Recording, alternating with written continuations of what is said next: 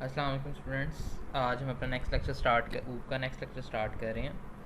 और last time जो है हमने कंस्ट्रक्टर और डिस्ट्रक्टर को जो है कवर किया था। आज जो है हम एक नया टॉपिक स्टार्ट करने जा रहे हैं जिसका नाम है हमारे पास ऑपरेटर ओवरलोडिंग। तो आज हम देखेंगे कि ऑपरेटर ओवरलोडिंग हमारे पास क्या होता है और उसे किस तरह से डील करते हैं। तो सबसे पहले हम ऑपरेटर ओवरलोडिंग को ज़रा डिफ़ाइन करने की कोशिश करते हैं। The process of defining additional meaning of operator is known as operator overloading. ठीक है, एक ऐसा प्रोसेस जिसमें आप एडिशनल ऑपरेटर जो हैं यानी एडिशनल मीनिंग ऑफ ऑपरेटर जो हैं आप उसको डिफ़ाइन करते हैं, उसे हम क्या कहते हैं? ऑपरेटर ओवरलोडिंग कहते हैं। It enables to perform different operations depend on the type of the operands. ठीक है, अब यहाँ पे थोड़ा सा मैं आपको ये क्लियर कर देता हूँ कि ये क्या कहना चाह रहा है। ये कहना चाह रहा है बेसिकली कि आपने लास्ट सेमेस्टर में एक कोर्स पढ़ा था प्रोग्रामिंग फंडामेंटल का, क्योंकि उसी से रिलेट हम कर रहे हैं सारी बातें, तो लिहाजा मैं बार बार उसकी तरफ जो है वो रेफ़र करता हूँ आपको। तो उसमें आपने एडिशन पढ़ा था, सब्ट्रैक्शन पढ़ा था, मल्टीप्लिकेशन पढ़ा था, डिवीजन पढ़ा था। आप क्या करते थे, आपके पास दो वेरिएबल्स होते थे तो आप जस्ट सिंपली उनको एडिशन का ऑपरेटर यूज़ करके या इंक्रीमेंट डिक्रीमेंट ऑपरेटर यूज़ करके आप उनको ऐड या सब्ट्रैक्ट कर देते थे। लेकिन यहाँ पर ऐसा नहीं होता। अगर आपने ऑब्जेक्ट ओरिएंटेड लैंग्वेज के अंदर, ठीक है, आपने क्लास बनाई, क्लास बना के आपने क्लास के अंदर आपको पता है ऑब्जेक्ट्स होते हैं, तो अगर आपने 2 या 3 ऑब्जेक्ट्स को ऐड करना है, ठीक है, तो फिर आप सादा ऑपरेटर से इंक्रीमेंट ऑपरेटर या डिक्रीमेंट ऑपरेटर या अर्थमेटिक सादा जो ऑपरेटर हमने पढ़े हैं, आप उनसे उनको ऐड सब्ट्रैक्ट मल्टीप्लाई या डिवाइड नहीं कर सकते। उसके लिए आपको खुद से, ठीक है, आपको ऑपरेटर जो है वो बिल्ट इन पहले आपने बिल्ट इन ऑपरेटर पढ़े हैं, अब आपको यूज़र डिफाइन ऑपरेटर बना, यानी आपको खुद बनाने पड़ेंगे ऑपरेटर जिनको आप इस्तेमाल करेंगे क्लासेस के अंदर ऑब्जेक्ट्स के लिए। ठीक है, हम पढ़ते जाते हैं, आपको मज़ीद क्लैरिफिकेशन जो है इसकी होती जाएगी।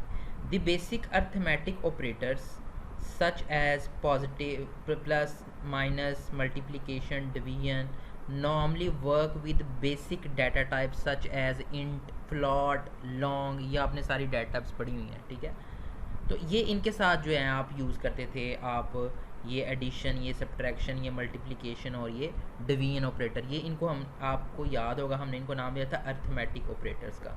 ठीक है, तो ये आप इन डाटा टाइप्स के साथ जो है कहते हैं आप इस्तेमाल करते थे। The application of these operator with the basic types are already defined in the language। यानी इन्होंने, यानी ये जो ऑपरेटर हैं अर्थमेटिक ऑपरेटर प्लस माइनस, इन्होंने किस तरह से डील करना है। यानी अगर आपने देखा होगा कि आप यानी जब करते थे a प्लस बी, तो वो a प्लस बी को ऐड करके आपको आंसर देते थे। उसे पता था कि इसको प्लस ही करना है। आप प्लस का साइन लिखते हैं कंप्यूटर के ऊपर तो वो लैंग्वेज खुद ब खुद समझ जाती है कि इसको प्लस करना है। ठीक है, however an error will occur if these operator are used with the user defined object।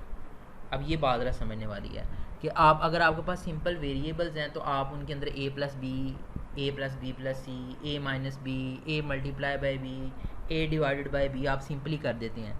लेकिन अगर आपके पास ऑब्जेक्ट्स हैं, यूज़र डिफाइंड ऑब्जेक्ट्स कौन से ऑब्जेक्ट्स होते हैं? जो आप एक क्लास जब बनाते हैं, आपको मैंने क्लास क्रिएट करना सिखाया हुआ है, और क्लास के अंदर हमारे पास क्या होते हैं? ऑब्जेक्ट होते हैं। डिफरेंट ऑब्जेक्ट्स को इकट्ठा करके एक जगह पे रखते हैं, उसको हम क्या नाम देते हैं? क्लास का नाम देते हैं। ये पहले लेक्चर की बातें हैं जो आपसे बड़ी डिटेल में जो है वो डिस्कस की हुई हैं मैंने।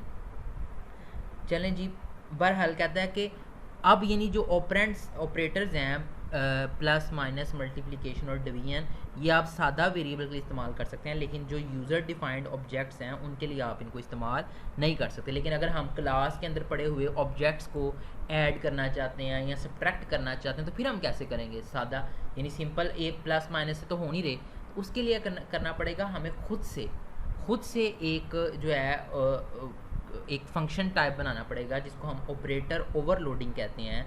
जो और ये क्या काम करेगा? ये जो हमारे क्लास के अंदर ऑब्जेक्ट्स पड़े हैं उनके ऊपर ये ऑपरेशन परफॉर्म कर देगा, ठीक है।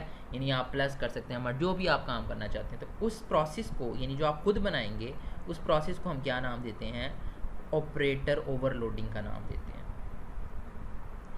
The addition operator is use to add two numeric values. कहता है कि जो एडिशन ऑपरेटर है वो इस्तेमाल होता है दो न्यूमेरिक वैल्यूज़ को ऐड करने के लिए। न्यूमेरिक वैल्यू का मतलब है कोई भी जिनमें नंबर्स आते हैं। Suppose A, B and C are 3 integer variables, ठीक है। ए, बी और सी हमारे पास 3 इंटीजर वेरिएबल हैं। The following statement will be add the contents of A, B and store the result in C. ये आपको नज़र आ रहा है, आप प्रोग्रामिंग के अंदर पढ़ते हैं कि C is equal to A plus B कर देंगे। इसका मतलब है जो ए की वैल्यू होगी प्लस बी की वैल्यू, इन दोनों को ऐड करेगा और ऐड करके किस एक थर्ड वेरिएबल में स्टोर करवा देगा। वो कौन से वेरिएबल में होगा? सी वेरिएबल में होगा।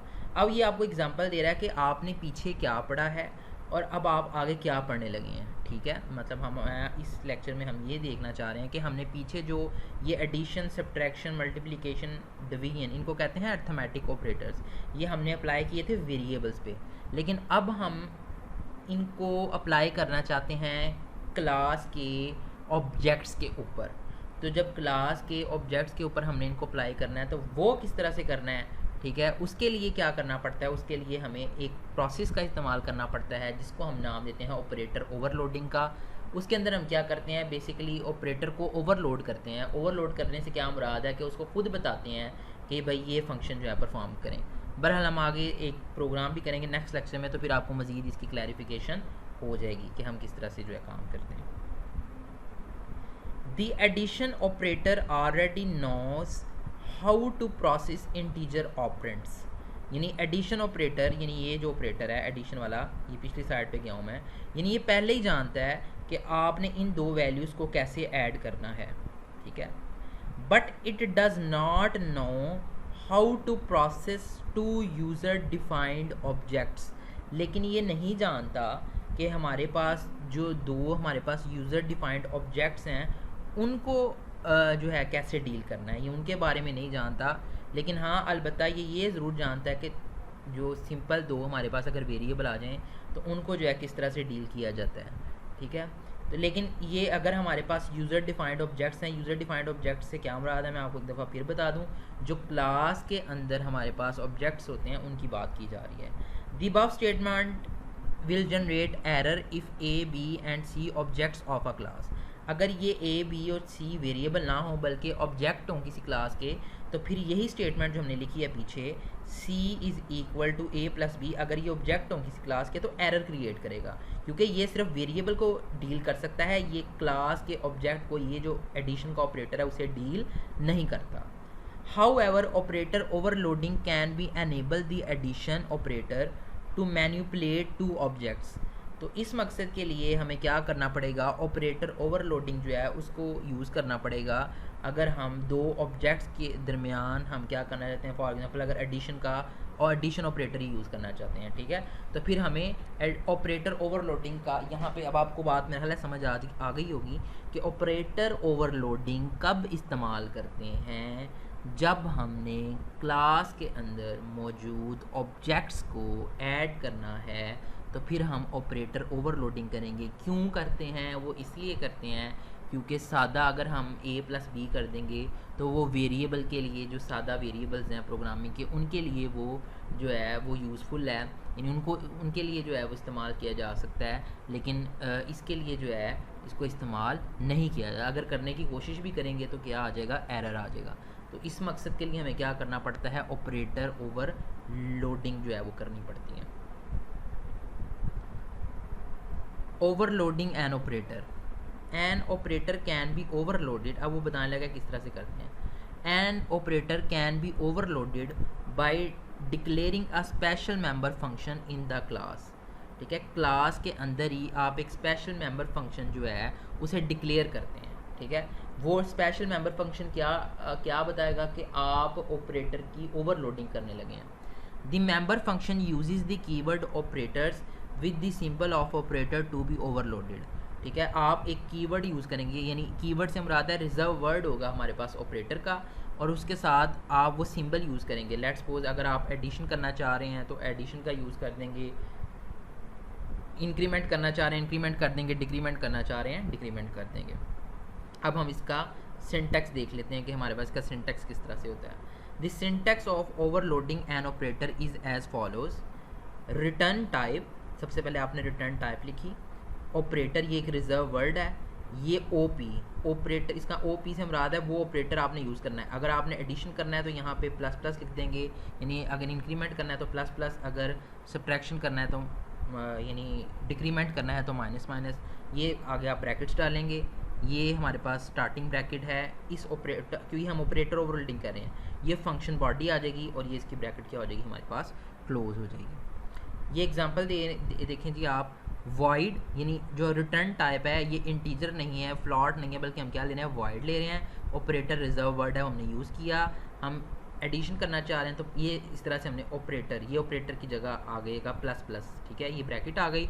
और यहाँ पे फंक्शन बॉडी, यहाँ पे जो भी हमारा अकॉर्डिंग टू रिक्वायरमेंट जो भी हमारे पास फंक्शन होगा उसके अकॉर्डिंग जो है हम डील कर लेंगे, ठीक है। ये दोबारा देख लें, रिटर्न टाइप, ठीक है। रिटर्न टाइप से क्या मुराद है कि हमारे पास जो आपने रिटर्न करनी है टाइप, वो इंटीजर करनी है, वो फ्लॉट करनी है, या वो लॉन्ग करनी है, या अगर कोई नहीं करनी तो फिर आपको पता है वाइड यूज़ करते हैं, ठीक है। ये ऑपरेटर वैसे का वैसे ही आएगा। और इस ऑप की जगह यानी ओपी का मतलब ये है कि आपने जो यूज़ करने हैं, जिस तरह यहाँ पे मैंने प्लस प्लस जो है वो यूज़ किए हैं, तो हम ये यूज़ करते हुए जो है ऑपरेटर ओवरलोडिंग जो है कर लेंगे। नेक्स्ट लेक्चर में इंशाल्लाह ताला हम एक प्रोग्राम बनाएंगे जिससे आपको मज़ीद ऑपरेटर ओवरलोडिंग का कॉन्सेप्ट जो है वो क्लियर हो जाएगा।